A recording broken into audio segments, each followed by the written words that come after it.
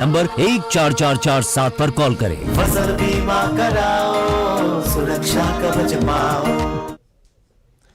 और दूसरी तरफ बिहार की सियासी बदलाव के नाम की हवा लेकर एंट्री करने वाले जनसुराज के धरती पर बंगाल का ये जिक्र प्रशांत किशोर ने सोमवार की शाम को किया था। लेकिन क्या पता था कि उनकी जबान पर जिस बंगाल का नाम सियासी तौर पर आया, उसी बंगाल का कनेक्शन बिहार में उनके लिए मुश्किलों की वजह बन जाएगा। सोमवार का सूरज जब ढला तब तक सब कुछ ठीक था, लेकिन मंगलवार का सूरज प्रशांत किशोर के लिए अलहदा था, क्योंकि इस बार कुछ ऐसा हो गया जिसकी उम्मीद भी सियासी सफों में नहीं थी। अब हुआ क्या, पहले आप ये समझिए।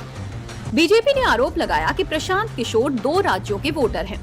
बीजेपी ने एक रिपोर्ट का हवाला देते हुए आरोप लगाया कि बिहार और पश्चिम बंगाल दोनों जगहों की वोटर लिस्ट में प्रशांत का नाम दर्ज है। और ये मामला तब सामने आया है जब प्रशांत किशोर खुद एसआईआर को लेकर बीजेपी पर निशाना साधते रहे हैं।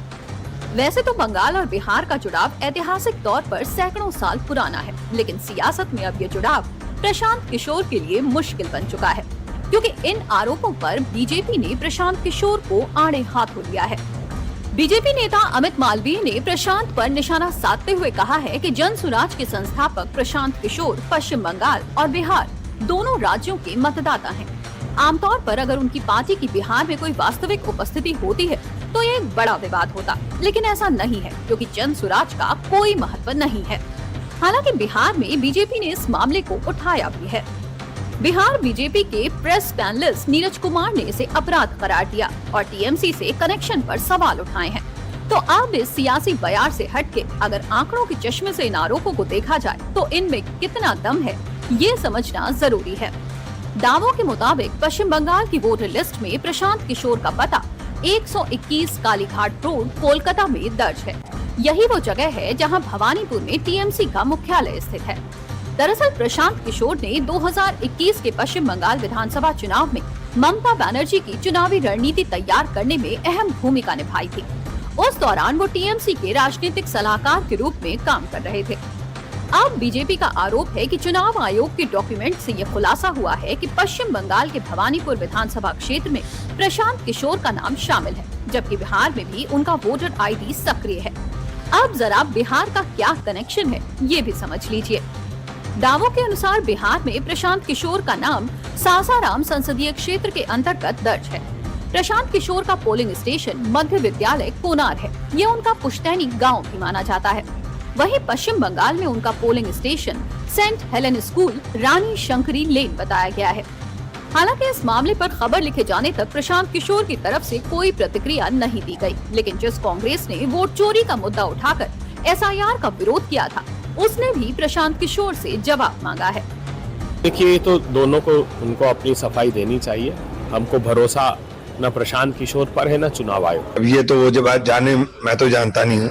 मुझे तो इतना पता है कि प्रशांत किशोर जी की जनसुराज जो है वो तो खुद भी कह रहे हैं कि अगर मेरे कम रह गए तो मैं ओपन छोड़ दूंगा। तो उन्होंने तो जनसुराज जिसलिए बनाई है वो पता है सबको।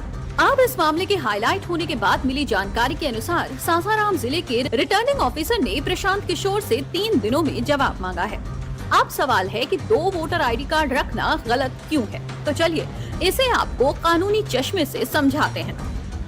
Representation of the people act 1950 की धारा 17 के तहत कोई व्यक्ति 1 से अधिक निर्वाचन क्षेत्र में पंजीकृत नहीं हो सकता।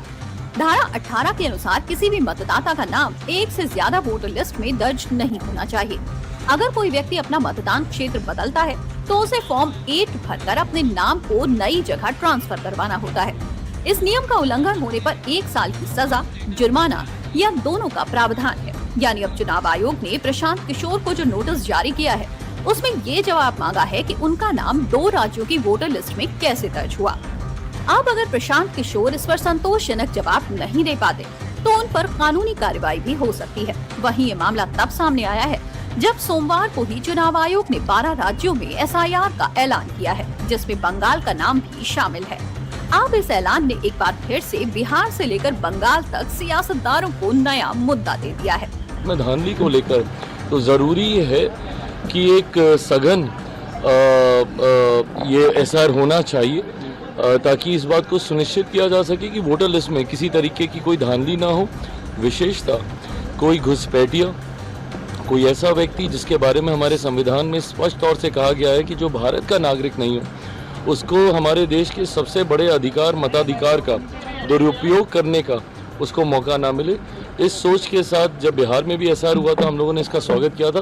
देश भर में ये होगा ये जानकारी हम लोगों को पहले से ही थी। जो बिहार में हुआ, बिहार को लोकतंत्र की हत्या का एक प्रयोगशाला बनाया गया और अब 12 राज्यों में वही दोहराया जा रहा है। एसआईआर जब बिहार में हो रहा था, सुप्रीम कोर्ट ने बार बार तलब किया चुनाव आयोग को, यह हमें भूलना नहीं चाहिए।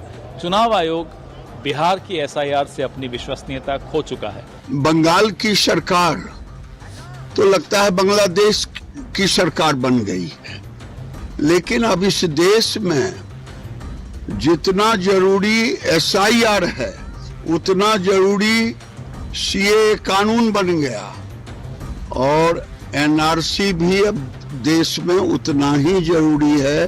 हालांकि ये बात भी सच है कि एसआईआर का मोटिव ऐसे ही वोटर्स की पहचान करना है जिनका नाम 2 जगह रजिस्टर्ड है, जो मृत हो चुके हैं, जो अपना पुराना निवास छोड़ चुके हैं। फिलहाल ये सियासत तो जारी ही है, लेकिन जो मुद्दा प्रशांत किशोर के नाम पर उठा है उसकी जांच की जा रही है और चुनाव आयोग के नोटिस